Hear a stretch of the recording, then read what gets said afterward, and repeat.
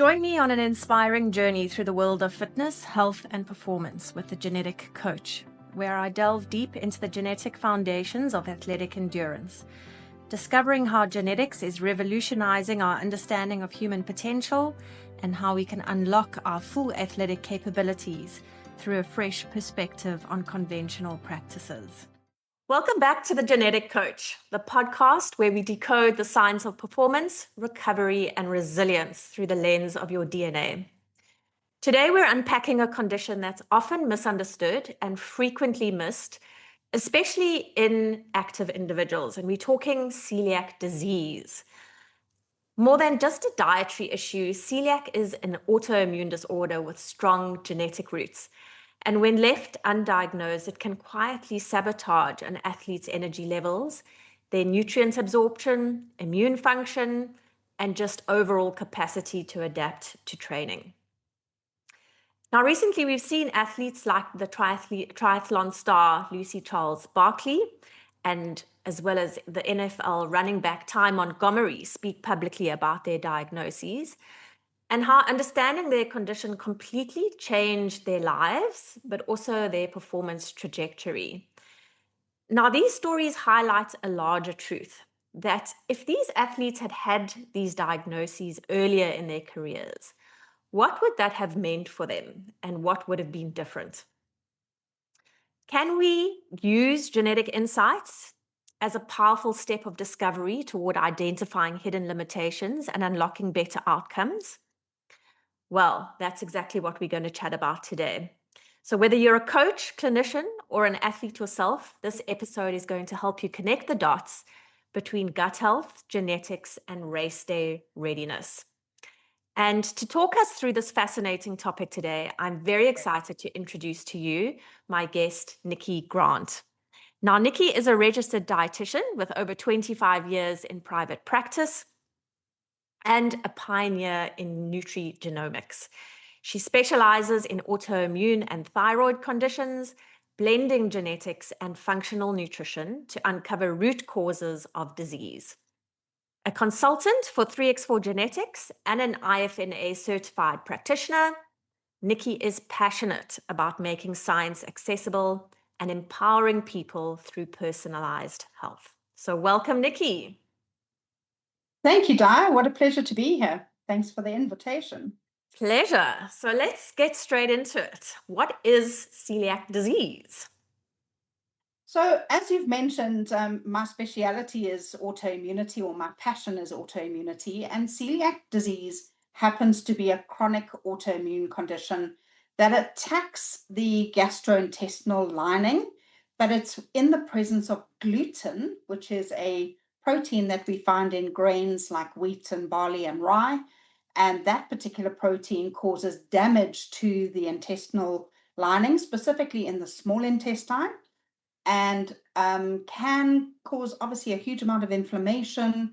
Damaging the lining can impact how the gut is functioning, how efficiently it is absorbing nutrients, which hugely important for everybody, but in particular your athletes. So what is the difference between celiac disease and like a gluten sensitivity? Okay. So gluten is a very inflammatory protein.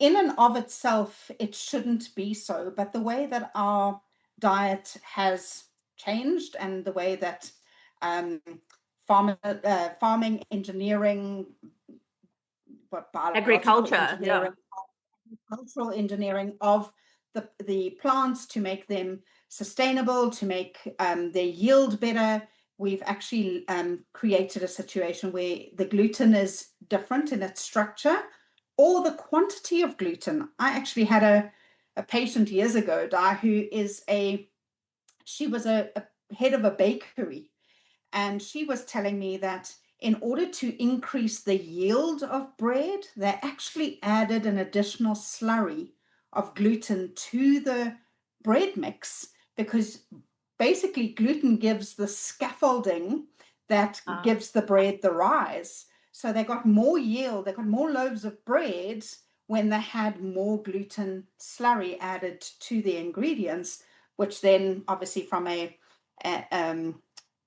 profitability point of view, made sense for Yeah. them. Yeah. So the load of gluten that we're being exposed to is significantly higher than we probably should have been at any stage. So some people are going to be sensitive to that gluten because the load is excessively high.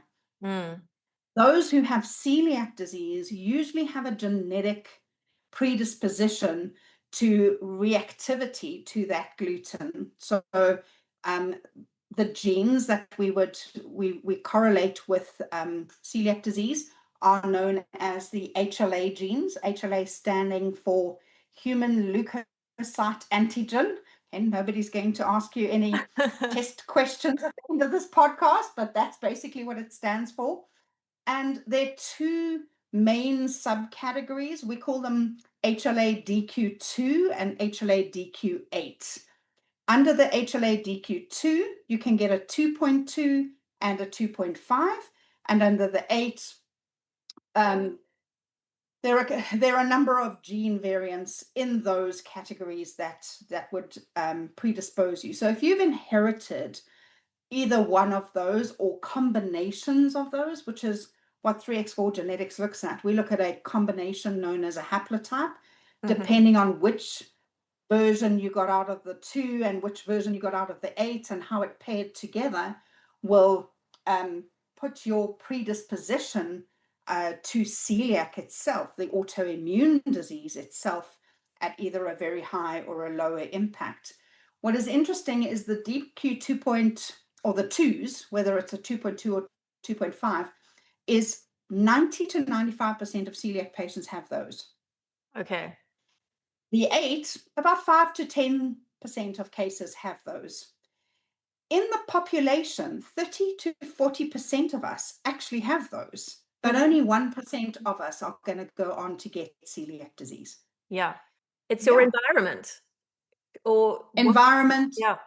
And often exposures to things. So think about your environment, not only from a diet, but also stress, exposures to viruses.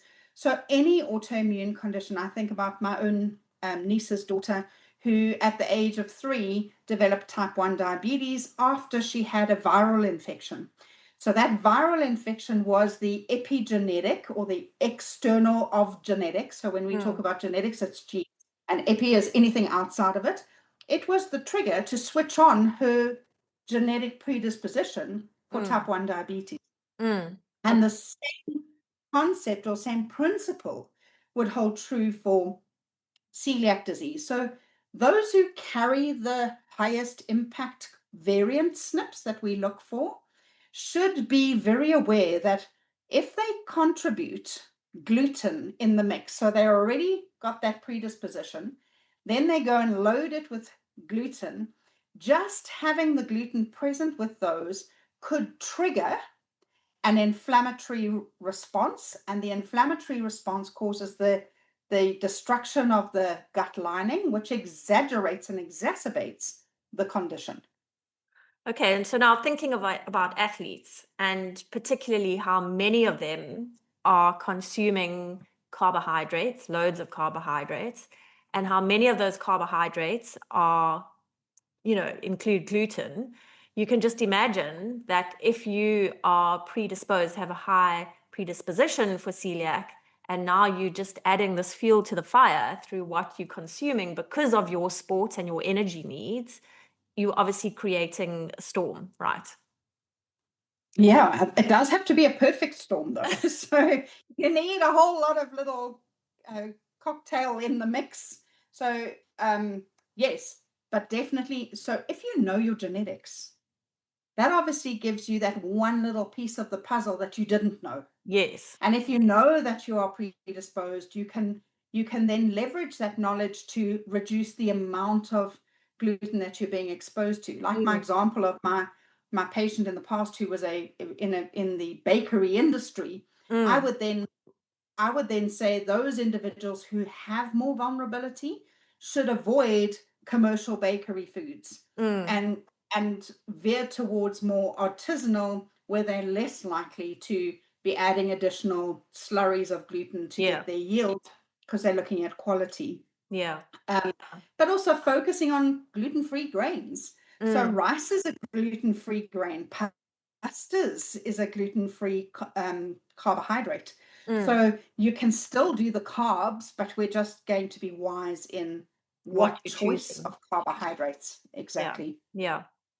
Okay, so let's get into the performance side of things and the actual athlete. How is, if you've got a high predisposition for celiac and you are eating a lot of gluten, how is that going to manifest for the athlete? What are they going to be feeling, and what are the different areas is it going to be impacting for that athlete? So quite interesting. Di, remember that it's a gastrointestinal condition. So often people will complain about bloating and discomfort in the gut. Sometimes they don't even notice that, but they notice things like fatigue or muscle cramps or muscle weakness. Why? Because they don't have the nutrient absorption. So they may be consuming a really good quality diet, but they're not absorbing those nutrients. So it's not available to the muscles for energy, and therefore the muscles aren't strong and they are cramping, Mm. etc. Fatigue, low energy, slow to recover, Yeah. um, reduced endurance ability, Mm. the stamina. So think about it. I always think the best analogy, or everybody's familiar with having some kind of gastrointestinal flu. Mm. That's how the athlete's going to feel, is they've All the got time. that all the time. Mm. Exactly. So Mm. we know how weak and how washed out we feel when we have that, but they're going to have it a little bit more chronically, as in long term, maybe not as extreme in Mm. terms of the dehydration and things that go with the gastrointestinal flus, but the energy component, the strength component, the general wellness, and then, as I said, the gut symptoms are often, Telltale. oh well, I've got IBS. Oh well, I've got very similar symptoms to my Yeah. sister who was diagnosed with IBS, so therefore I must have IBS, Mm. and it Mm. can look like something else. Yeah. I read a quote, just reading up a little bit on this topic before obviously delving into this conversation. But Lucy Charles Barkley was saying that she was constantly dealing with mysterious health issues and unexplained injuries, which she says brought her from the highs of being crowned the 2023 Ironman World Champion to the lowest of lows.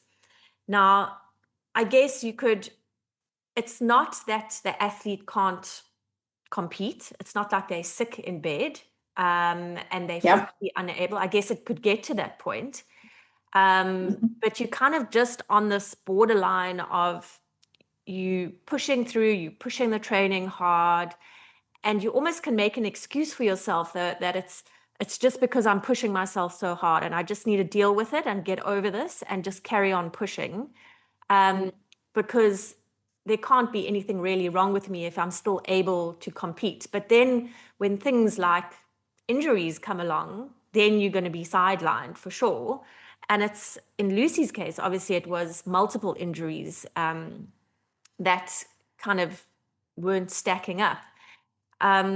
So for the athlete, it's really a difficult one to be able to go Mm. to their doctor and list a whole bunch of things that are happening to them, and for a doctor to really pinpoint celiac. And is that what you are finding with the patients that you're interacting with? Like, how do we really get to the bottom of diagnosing this? So I think it boils down to any autoimmune condition. Autoimmunity, in my opinion, is hidden disease. There's no obvious outward, oh, I've broken my arm and I need a cast and a sling. But it's debilitating internally. And also remember, um, if there's a lot of gastrointestinal inflammation being driven by gluten, that inflammation can become systemic. Exercise in and of itself, we know, creates a weak pro-inflammatory situation, which helps us to build and repair and get stronger at. But if you are chronically inflamed, that's actually going to work against you. I mean, I always joke with my kids that if you try and fix something that's not broken, you're going to end up breaking it. And Yeah. that's what chronic inflammation actually is a little like. Is inflammation is actually a healing process, part of a healing process, but when it's chronic, then it becomes detrimental, it becomes more destructive. Mm. So if she were my patient, the first thing I would be looking for in her would be number one, genetics, because I always Yes. like to put genetics first. But number two, I'd be looking for autoimmune markers, doing a blood test for something called ANA, which is literally a broad spectrum autoimmune marker that then would tell me there's autoimmunity going on. It wouldn't be specific to which autoimmune condition, and then it would be a whole lot of investigation thereafter. But because of my own autoimmune journey and because of the patients I've worked with, this has been my goal in life, is to make sure that people are not missed and that we get the diagnosis, we get to the origin of why they are feeling the way that they're feeling as quickly as possible. Yeah. And the interesting thing is autoimmune diseases go in clusters. So celiac loves to befriend thyroid disorders. And arthritis and those kind of things. So you might pick up one of the other ones before the alarm is, whoa, actually it's celiac disease as the root. And the reason why they seem to go in families or clusters or whatever you want to call them is that the root and the origin of most autoimmunity sits in immunity, literally. And the biggest immune organ in our body is the gut. So when there's loss of gut integrity, we ramp up our immune response, which then can result in dysregulation in the immune system, which then looks like the immune system is actually misbehaving and attacking you, but it's not. It's actually precision driven, and it's because of the way something has gotten into the body that it's become overreactive.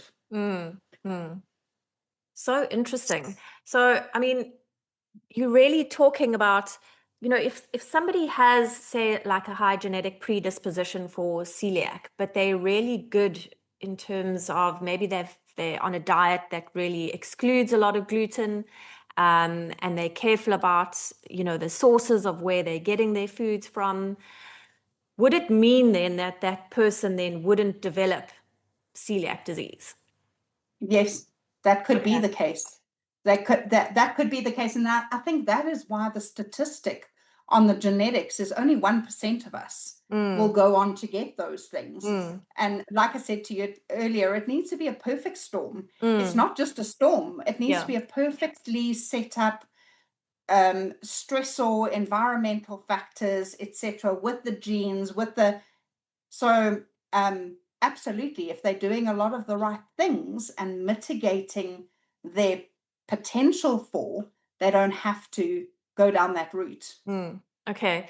So I'm just trying to figure out the difference here in terms of the benefit of genetic testing versus going to a doctor who may just say, oh, well, thinking about your gut and you're having a lot of gut issues and these related issues, maybe you should cut out gluten and try that.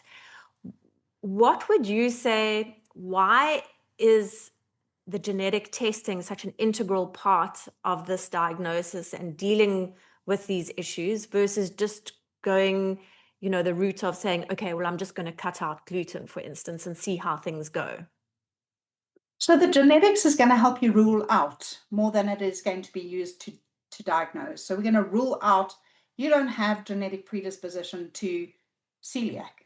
So therefore, the likelihood that it is a celiac contributing to your symptoms genetically is less. On the rare occasion, you can still get celiac without the genetics, but it's very rare.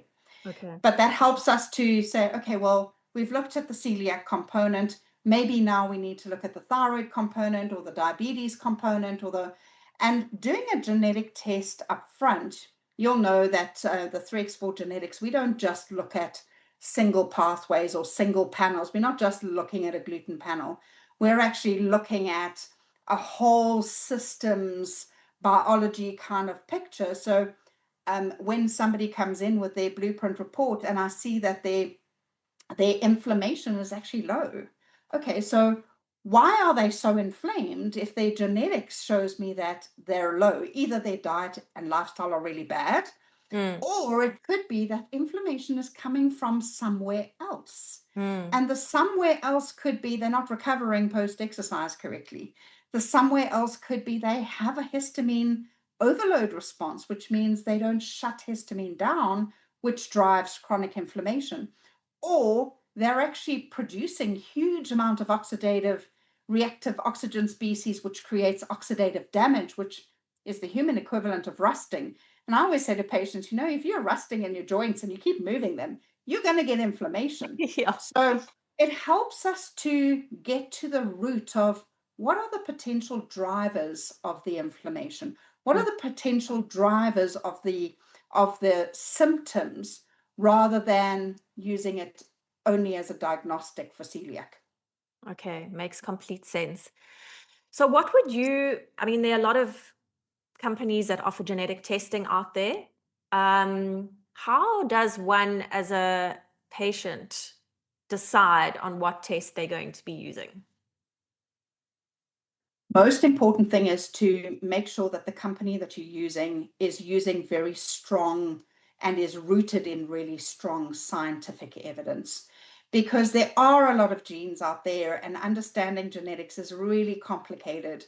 So if you're just cherry picking some genes to make your report look amazing because you're testing millions of genes, that may not be as helpful as the reports that are drilling down and looking at the science and vetting each gene variant for its value in the pathways or in the context that they're going to be used in. So I think the science is hugely, hugely important. The other thing is knowing that you can do something about these genes. So there's there's a couple of types of genetics, but in terms of the health genetics, there are two main ones that we would look at, and one would be diagnostic genetics, and the other one would be health insights genetics. So diagnostic is if you have the gene, you're going to get the condition. That's what is known as high penetrance genes. Low penetrance genes is it gives us an indication of your predisposition. Like I was using the example, inflammation. We see the inflammation in the patient in the blood test, but in the genetics, it doesn't show us that. So the predisposition might be in oxidative stress, in detox, in histamine, in exercise, poor exercise recovery. So those are important factors to look at. Are we actually taking that information and making it into something that we can do something about? So those are important. And then obviously the support, if it's a patient, they want to know that their practitioner is supported by the company in terms of understanding, because as I said, genetics is a complex science. It's not just you've got it and therefore you must do this for it.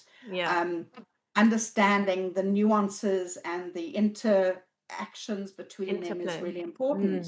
And that's, it's important to know that your practitioner that you're working with is getting the support they need, because genetics is a very new science. The genetics most practitioners were taught is the higher penetrance diagnostic. You got the gene, you're going to get the condition. Whereas the low penetrance genetics is very new in the medical world.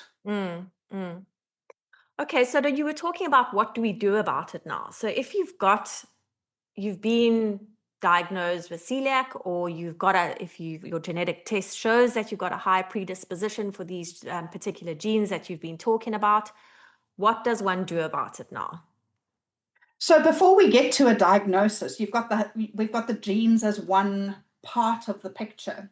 To diagnose celiac disease, you also need to check for antibodies. So I mentioned the blood testing for general autoimmune, but then there are specific antibodies that correlate specifically with celiac disease.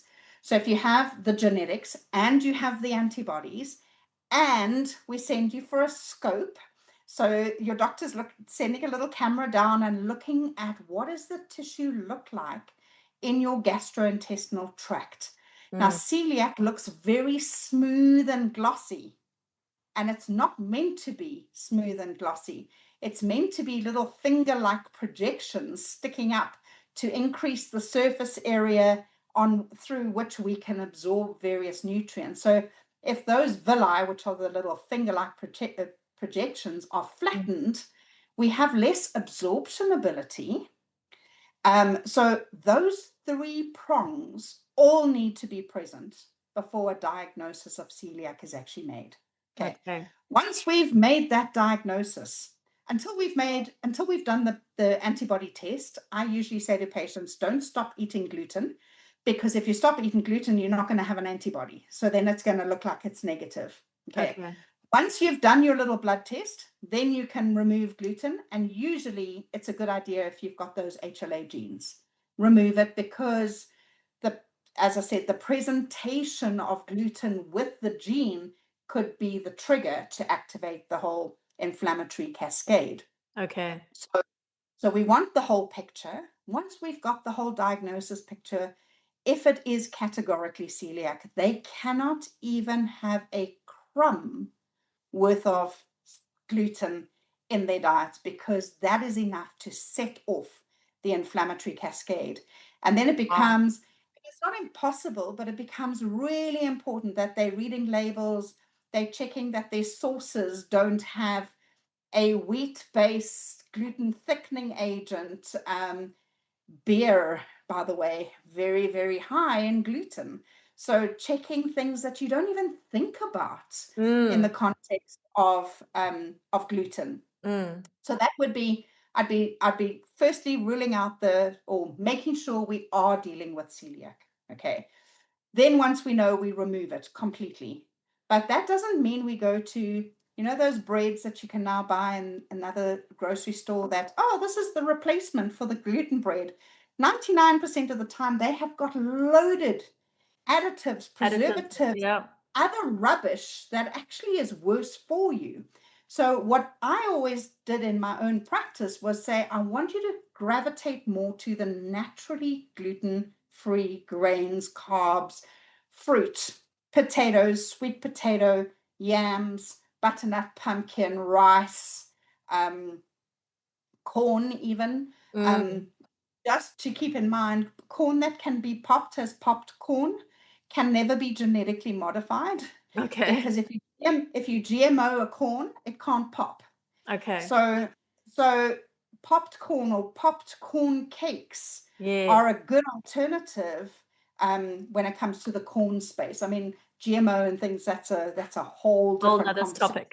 Yeah, whole different conversation. So that's where I would start. But then also in my blood testing, I would be looking at things like, what is their vitamin D? What is their iron? What does their calcium status look like? Because those are going to be nutritional deficiencies associated with poor absorption in the gut potentially, which will contribute to fatigue. You just think about iron deficiency anemia and how exhausted that could make an athlete. So we're going to look for those deficiencies and then replace them. So you might need to use alternative routes. So instead of relying on the gut until the gut is healed, we might need to use a sublingual oral spray, or even intramuscular or intravenous. So going to a practitioner or physician who's able to administer those to bypass the gut, rest the gut, allow the body to have the nutrients so that it can restore, regenerate, and improve its health without it compromising the gut itself. So it's really quite a process, and it sounds like that takes a fair bit of time. So would that mean that the athlete would have to take some time out from, like hard training and even competition? I would advise that maybe it would be a good idea, because all you're going to do is drive further inflammation if you don't. But I don't think it's about, okay, well, now you've got permission to lie on the sofa with a remote control. Which I don't think any high-performing athlete would want to do anyway. Exactly. It would be a complete mind shift for them to be able to do that. So I don't think it's a complete removal, but I think it is definitely changing up your intensity, changing up your frequency, recognizing the need for allowing the body time to recover, allowing the body to reestablish nutrient sufficiency before you start to go hard at it again. Yeah. Now, Nikki, once you've established that sort of homeostasis again, how does the system react then to going really deep into your training protocols and hard training, hard competition, the demands of those competitions, so the type of foods that you're eating to fuel yourself? Does obviously that all needs to change as well, but pushing your body really hard, is that going to then push you backwards again? How do you manage that whole situation then as a high performing athlete? I think it is very much a fine balance. You do need to look at the balancing act. And again, this is why a genetic report that looks at the entire system's biology helps you to get more insight. Are your recovery genes more about inflammation? Are they more about oxidation? How can we then leverage that knowledge to improve your diet so that you're compensating and that you've got all those great polyphenols, which, by the way, is just a fancy name for pigments and colorants and flavorants, and so it's the things in the plant foods that give them their vibrant color, their scent, their taste, etc.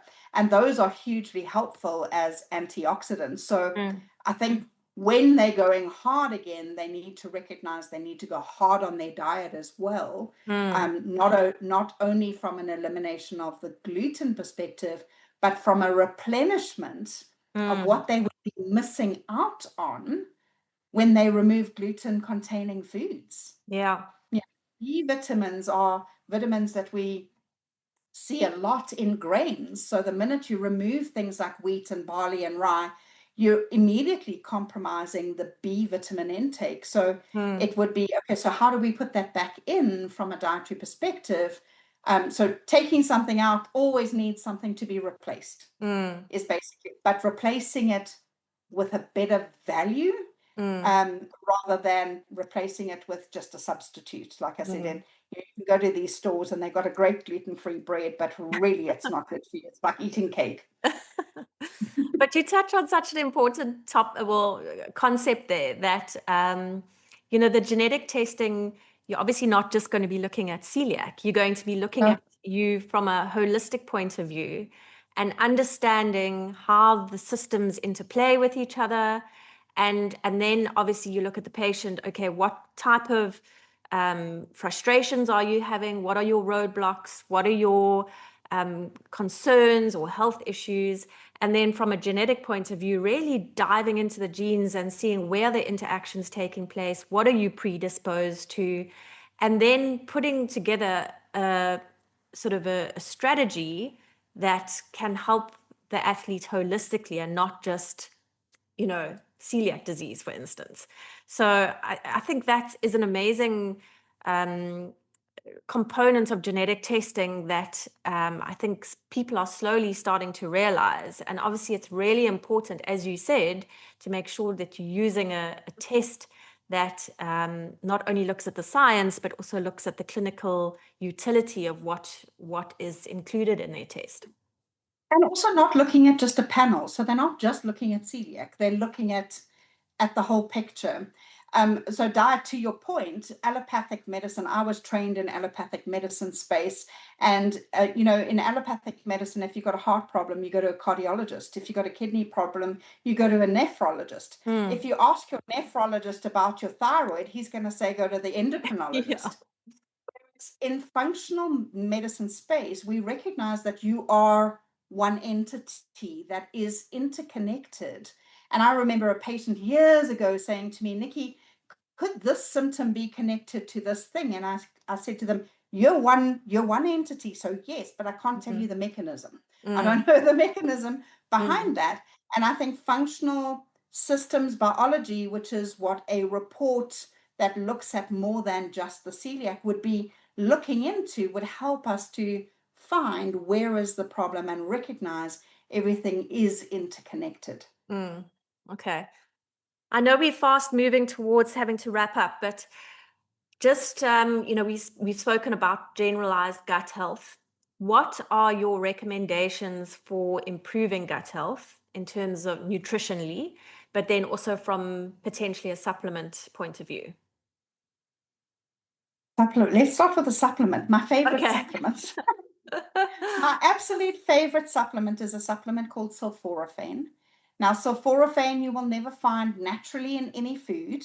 It actually is a compound called glucoraphanin that is interacted upon by an enzyme in our mouth when we chew or in our gut called myrosinase. And when glucoraphanin meets myrosinase, it magically turns into this substance called sulforaphane.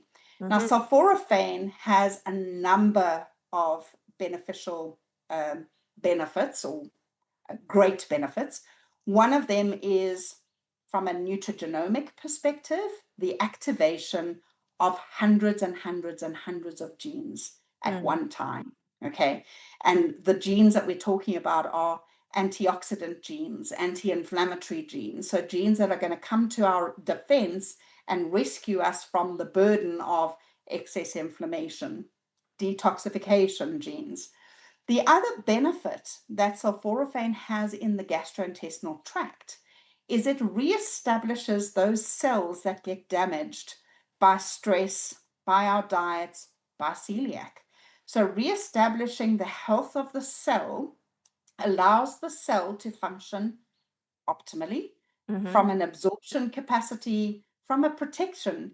Your cells in your gut make their own natural antibiotic to stop the bad bacteria from staying there. And it's when the gut integrity that is poor that we start to get more infectious type bacteria living in our gut. And the more infectious bacteria we have, the more inflammation we're going to have. So that is one of my most favorite supplements. And you can actually get that supplement from your food. You can, if you eat enough broccoli, it's something like 2.5 kilograms of broccoli a day. Okay. That is a lot of broccoli. And then somebody who's already got bloating, probably not the best idea. Or broccoli sprouts are a lot more potent. And the broccoli sprout, you need roughly a cup a day. And that's more doable. The only not doable component of that is I can't sprout sprouts fast enough on my kitchen counter. One cup a day. To give me 1 cup a day, exactly. But you can get it that way. There are obviously other nutrients that do similar jobs in the body and in the gut, but not to the extent that sulforaphane does. So things like turmeric, putting turmeric into one of your anti-inflammatory recovery drinks, having something like a golden milk, not a bad idea, having some ginger. I think one of the most important things we need to get back to is whole foods. I always say to my patients, you can eat it if it's got a name. You can't eat it if it's got a label. A label has an ingredients list. Okay. A name is, I've picked up gem squash or pumpkin, and it's named pumpkin, so it is the whole food. It's the closest to. But I could go to the grocery store and buy frozen pumpkin fritters. They've got a label and an ingredients list of foods that I can't even, or ingredients I can't even pronounce. Okay. So trying to get back to what Mother Nature intended us to eat, whole foods, foods that we can pick off trees. You know, I always say that Mother Nature's drive-through are fruit trees. Okay? We don't need to go to the fast food joints. We just need to pick off of the trees the things that are going to nourish our bodies, give us those nutrients. Obviously, in somebody who's got gastrointestinal issues around absorption, that's going to take a little while for the healing to happen. And once the healing happens, then they are going to be able to. So they may need to rely on what we would term a medical food, which is like a meal replacement shake that is high in nutrient that they can absorb more easily because they don't have to digest. But I would only advise that if you're working with a medical practitioner. Yeah, the genetics can give us so much information. I think it's really drives us back to the root cause that we're looking for here, is what you've been telling us about, Nikki. And that even if there are certain genes that predispose you to certain not conditions, it's not diseases, but to certain outcomes. It's not the end of the world either, because there are always things that you can do, because you spoke about epigenetics and your environment. So making wise decisions about the foods you're going to be eating, the supplements you're going to be taking, how you're looking after your body with certain lifestyle interventions is so key to this whole genetic story. 100%. Genes are not your destiny. Yeah. Genes are health insights. They're giving us insight into where we need to work. Your epigenetics, your environment, your diet, your lifestyle, your stresses, even your change in your internal environment. And I think about those for women going through menarche, the first time they're getting their period, or going through menopause. Those are periods of change where genes could be activated. I used the example earlier of viral loads and viral exposures. They can be times that are activated. So just because your genetic report says you have doesn't mean you're going to get. You can do a lot about it. Yeah. And I think that's also a great thing. I mean, genetics don't change over time, but we go through these periods as we age, certain factors coming into play. So we can always go back to the genetics at different stages in our life to say, well, I'm experiencing this. These are the problems I'm having. Let's go back to the genetics and have a look. So it really is an investment in something that has long-term implications. So Nikki, thank you so much for your very interesting insights today. I think we could go on talking about this for much longer, probably a couple of hours, but we are constrained with time. Maybe you could just give us a heads up as to if people are interested in having a test done by 3x4 Genetics, how would they do that? How do they get hold of a test? So either reaching out to a practitioner and then getting the test through them, or if you go onto the 3x4 Genetics website, you can purchase the test through the website, which will then interface with an app that you would download onto your phone that gives you some high-level insight into your genes. If you're looking at it from a health perspective like a celiac, I highly recommend that you're doing it through a clinician who is going to be able to go into the depths of the genetics a lot more. Doesn't mean you don't have access to it. You can still access it on your phone in the app, which is great. But when you're looking for some medical associated help, that would be the route I would go. On the 3x4 Genetics website, there's also a practitioner locator. So you can find somebody that is in your area. So that's how you can get hold of the test. Go onto the website, 3x4genetics.com. Or I guess, if you're looking for specific, like as you say, a practitioner, but you can also search for the app in the relevant app stores, 3x4 Health. So we'll leave it there for today. But Nikki, thanks so much again for your time and your insights. And I'm sure we'll be speaking to you again soon on some other topic of interest. Thank you, Di. Thanks for having me.